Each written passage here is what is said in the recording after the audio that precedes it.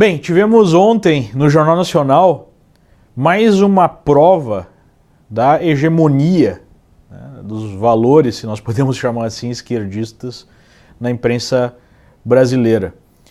Por que Bolsonaro foi muito bem no Jornal Nacional, como já tinha ido bem no Roda Viva? Porque o objetivo dos jornalistas que vivem nessa bolha, né, de hegemonia cultural de esquerda, eles não têm como objetivo questionar o candidato, especialmente naqueles pontos que ele é mais frágil, no seu conhecimento sobre economia, né, nas propostas mais específicas, mas sim, eles acreditam que vão desmascará-lo para a população se apresentarem, né, a visão mais conservadora dele, já que, como eles vivem nessa bolha, eles veem com escândalo algumas posturas do candidato, enquanto que a população, que as pesquisas mostram, né, tem um perfil mais conservador, não se escandaliza, ao contrário, né, uma boa parte das pessoas concorda com quase tudo que o Bolsonaro apresenta, e quando não concorda é mais por um problema de forma, né, do que ele apresenta do que o que ele realmente quer alcançar, né? E é impressionante perceber como a esquerda chama a imprensa brasileira de golpista, né, de conservadora. Na verdade, essa esquerda que trata a imprensa dessa forma, não é que ela não consegue perceber que a maior parte dos jornalistas tem essa mesma postura, né, de esquerdismo cultural, mas sim eles querem exigir uma fidelidade dessa imprensa ao projeto totalitário, projeto revolucionário, mais aos moldes, né, do antigo partidão, do antigo, né, projeto comunista de revolução que a gente pode ver em curso na Venezuela, né? A nova esquerda, que de fato é amparada não na revolução bruta, mas sim na revolução cultural, na mudança aos poucos da sociedade, onde nós podemos colocar Antônio Gramsci e a Escola de Frankfurt como as grandes bases filosóficas aí para esse tipo de revolução, que é muito mais perigosa, porque ela tenta mudar a sociedade do seu cerne para fora e não de cima para baixo, né, através da imposição de uma hegemonia cultural. Essa nova esquerda é representada aí por partidos como o PSOL, que ainda tem elementos da antiga esquerda, mas que já entende, né, um outro tipo de approach aí para a revolução, para atingir o poder e para mudar a sociedade profundamente. Então o papel de Bolsonaro nessas eleições tem sido desmascarar essa hegemonia, desmascarar essa imprensa que é uma das principais responsáveis pelo desastre que nós temos no Brasil, na América Latina, né? Por quê? Porque essa imprensa participou e participa ativamente da Revolução Cultural. E ali na bancada, Bonner, né, Renata Vasconcelos, ficou claro que os dois jornalistas e que o próprio jornalismo da Rede Globo compartilha com praticamente todos os valores da esquerda na Revolução Cultural. Se não, vamos ver, do ponto de vista de estrutura social, né, há uma tentativa de impor essa pauta, né, de mudança da estrutura familiar brasileira. Então, há uma ideia que você precisa, né, implementar a ideologia de gênero. Não existe mais diferença entre homem e mulher, as crianças precisam ser ensinadas desde cedo que elas podem desenvolver qualquer papel, né, até de maneira agressiva, como o Bolsonaro tentou mostrar, mostrando lá um livro do que o PT tentou implementar, ou o Haddad principalmente tentou implementar nas escolas de São Paulo, né? Livro para crianças aí de 6 anos de idade, educação sexual com uma postura de ideologia de gênero. E aqui ele foi o auge, né, da hipocrisia. Não, você não pode mostrar isso aqui. Na escola, para crianças de 6 anos, sem ninguém observar, tudo bem. Mas aqui você não pode mostrar. Por que não pode mostrar? Né? Então, a própria Renata Vasconcelos quis vir com a velha mentira, né, que há uma perseguição criminosa a gays no Brasil e eles são sistematicamente assassinados, mortos, só por serem gays. Né? Ora, é óbvio que num país com 70 mil homicídios por ano, você vai ter um número de pessoas que vão morrer que são gays. Agora, eu nunca vi uma evidência de que há esse tipo de perseguição em massa. É claro que casos isolados podem acontecer e pode acontecer por qualquer inclinação. Né? Agora, vir querer dizer que gays são sistematicamente perseguidos e mortos no Brasil, não há nenhuma evidência. Na verdade, na última vez que eu fiz as contas, eu percebi que na média, né, pelos dados apresentados até por ONGs que defendem essa ideia, a chance do sujeito ser assassinado no Brasil por ser gay é menor do que na média da população. Né? Mas obviamente que a agenda precisa ser implementada. E o objetivo dessa agenda é um só, é destruir a família, porque a família é a base da sociedade e é a base, né, do conservadorismo. Você tem a família, você defende a sua família, você defende a propriedade privada, até para poder ter a continuidade da sua família. Você tem na família uma âncora, né, positiva, onde se você precisa de ajuda, você tem os seus familiares, você tem a sua comunidade próxima, enquanto que se você não tiver uma família, você vai ficar mais afeito a depender do Estado, né? E o Estado seria o ente, segundo esse pessoal, da revolução. Então, se você precisa, se você depende do Estado, você vai votar em candidatos que querem um Estado forte para te ajudar. Né? Pegue aí a maneira que mulheres votam. Né? Mães solteiras com filhos têm uma chance muito maior de votar em candidatos de esquerda do que mães casadas com filhos. Por quê? Porque, obviamente, né, há a possibilidade aí de ter o Estado substituindo a figura de um provedor na sua casa. Tá?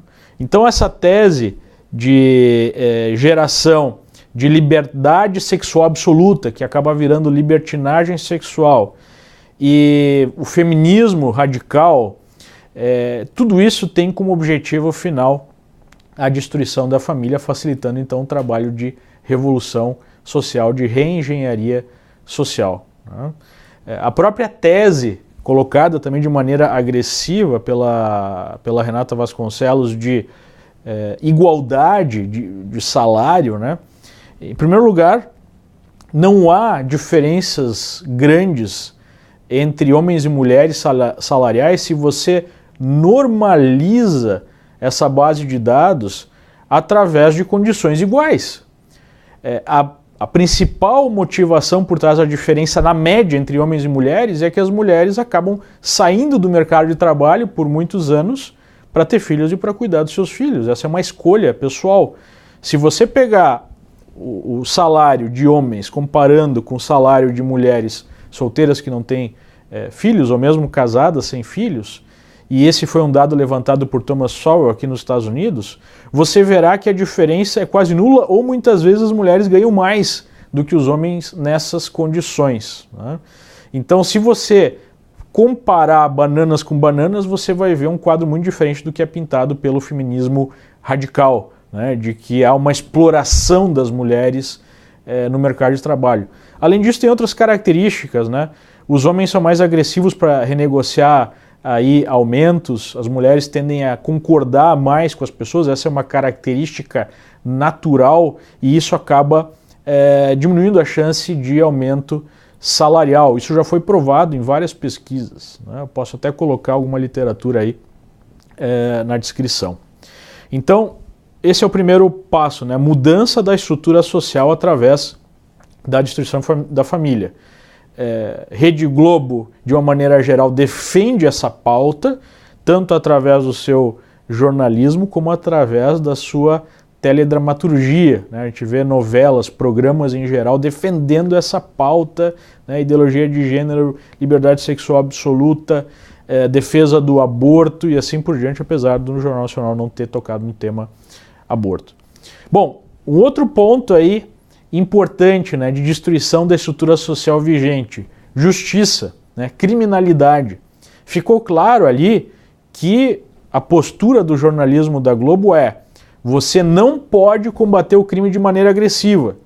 E Bolsonaro foi tratado aí como um monstro, né, ao defender mais agressividade, mais violência para combater a violência, dizendo, poxa, o Bonner falou, não, mas aí podem morrer inocentes. Já estão morrendo inocentes, né? Eu fico impressionado como as pessoas não percebem o nível de deterioração que nós temos no Brasil. 70 mil mortes por ano, você não pode andar na rua. Isso é um inferno, né? Isso é anti-civilização. A violência no Brasil hoje está no nível maior do que a Inglaterra em 1300, na Idade Média, que foi um período muito violento.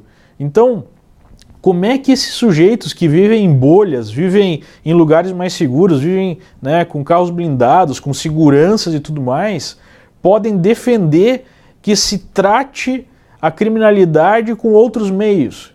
Que outros meios? A gente está num país que não tem muitos recursos, as pessoas estão sendo mortas, inocentes estão morrendo sistematicamente, especialmente pessoas mais pobres, especialmente os negros que eles dizem defender, estão morrendo porque pela falta de lei e ordem, pela falta de capacidade da polícia de agir e da justiça de punir, dar certeza de punição para os criminosos.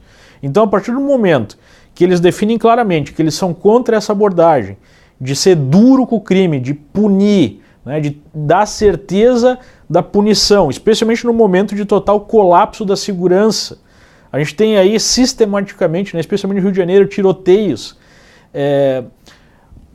O que eles estão dizendo? Não, nós queremos uma pauta de entendimento, de compreensão, né? Esses sujeitos, esses criminosos são vítimas da sociedade. A gente precisa ser mais humano no tratamento, os direitos humanos só para os bandidos, não para as vítimas, e assim por diante. Ora, com isso nós temos a prova de que eles foram responsáveis pela produção desse problema. A partir do momento que a imprensa sistematicamente se coloca em defesa dos criminosos e contra, né, a atividade policial e contra até mesmo a dureza na justiça, não pensem que é só na imprensa, nós temos no judiciário aí essa mentalidade como sendo a principal, né, de tratamento dos bandidos como vítimas da sociedade, nós temos a explicação de por qual motivo nós chegamos a este nível de degradação social. Então, justiça, né, estrutura social. Terceiro, a cumplicidade aí com o poder. Num determinado momento, Bolsonaro fala, né, a Renata Vasconcelos, não, o seu salário que importa, o meu salário não vem de verba pública, eu é que pago o seu salário. Eles não. A Globo recebe bilhões e bilhões dos cofres públicos e você recebe o seu salário em parte por conta dessa verba, né? Então é óbvio que há aí uma cumplicidade de boa parte da imprensa com o poder público. E aí nós entendemos por que demorou tanto tempo para que a destruição gerada pela esquerda no poder aparecesse no noticiário, depois que já tinha a porteira escancarada, depois que já tinham destruído a Petrobras, depois que já tinham destruído o país. Aí a imprensa começa a apresentar os casos de corrupção, né? Por quê? Talvez porque estivesse recebendo bilhões e bilhões e bilhões de reais do governo e ficaria ruim falar mal do governo, né? Então, essa dependência, tanto da grande imprensa, especialmente da pequena imprensa, onde é uma rede aí formada por blogs sujos, né? Nós vimos aí um indício dessa mesma prática no Twitter, influenciadores ganhando pichuleco para falar bem do PT, para falar bem da esquerda. Isso aconteceu de forma massiva, alimentado por dinheiro público e até por dinheiro do Petrolão. Quem não se lembra aí que aquele Brasil 171, né, apresentou aí, o próprio Moro apresentou indícios fortíssimos de que havia recebimento de dinheiro do Petrolão, ou outros jornalistas ligados principalmente ao PT, trabalhando até de intermediários, de homem da mala, né, de Zé Dirceu e afins. Quem esqueceu disso? Então nós temos aí a prova, né, de no mínimo uma grave falha, né, de interesses aí. Um interesse jornalista seria mostrar a verdade, o outro é receber bilhões e bilhões de reais, né? E do ponto de vista econômico também ficou claro, quando se defendeu com unhas e dentes ali no Jornal Nacional a questão dos direitos trabalhistas, né? Então mostrou ali o jornal que tem uma visão mais estatista da economia do Estado, definindo todas as regras no mínimo detalhe de como a iniciativa privada deve funcionar e dando direitos infinitos que são impossíveis de serem pagos e ao mesmo tempo gerar competitividade, gerar prosperidade, gerar riqueza, né? Aqui nos Estados Unidos praticamente não existe uma CLT, não existe, né, uma codificação de direitos. Existem certos direitos que são adotados por uma prática e até são reconhecidos nos tribunais, mas perto do Brasil é quase nada. E, de uma maneira geral, aqui o nível salarial é muito mais alto, né? O nível de prosperidade do país é muito mais alto. Então, eu observei todas essas sabatinas do Bolsonaro como um ato corajoso de enfrentar essa bolha, essa hegemonia que a esquerda tem sobre a imprensa, sobre outros meios, né? Mas no caso do Bolsonaro, a gente está falando aí da atuação dele frente aos jornalistas. E por que os jornalistas falham, né, em lacrar, em pegar ele? Porque ele não tem nenhuma vergonha de defender os pontos conservadores. Às vezes defende esses pontos de forma um pouco equivocada, não tem todo o traquejo, né, para defender aí os pontos liberais, conservadores, não tem toda a capacidade, por exemplo, de um Trump de fato, né, conseguir esmagar o adversário em termos de debate, né? Tem algumas deficiências até de definições desses valores, mas já fez muito mais do que todos os outros conservadores, ou todos os outros, são poucos, né, que nós tivemos na história política recente do país, porque de fato foi lá e teve coragem de falar certas coisas, mesmo daquele jeitão dele, na cara dessa imprensa. E só por isso já merece o nosso reconhecimento, né? É óbvio que nós estamos num momento de sociedade acordando para o fato de ter sido enganada nos últimos 30 anos. A Constituição de 88 era a promessa de uma Suécia, né, brasileira, com todos os direitos que o papai Estado daria, e na verdade nós tivemos aí a entrega simplesmente de caos, de pobreza, de violência, né, de destruição da justiça, destruição dos nossos valores morais e assim por diante, como era de se esperar, né? Quando você coloca aí como o recebedor, se coloca como dependente de um Estado que vai, na figura de poucas pessoas, te defender e te garantir, né? Obviamente o que vai acontecer vai ser que esses sujeitos que orbitam o Estado se dão muito bem e toda a sociedade, especialmente aquela que produz, vai se dar muito mal, especialmente aquela mais pobre, que os papais, né, estatais dizem que vão defender. Essa é a que sofre mais e, por uma ironia aí, por uma dinâmica muito triste, é aquela que cai de maneira mais fácil nessa conversa, infelizmente, né? Acaba funcionando como massa de manobra. Então, mais um capítulo aí do Bolsonaro desnudando a imprensa, que tem profunda responsabilidade pelo caos que nós temos no Brasil hoje.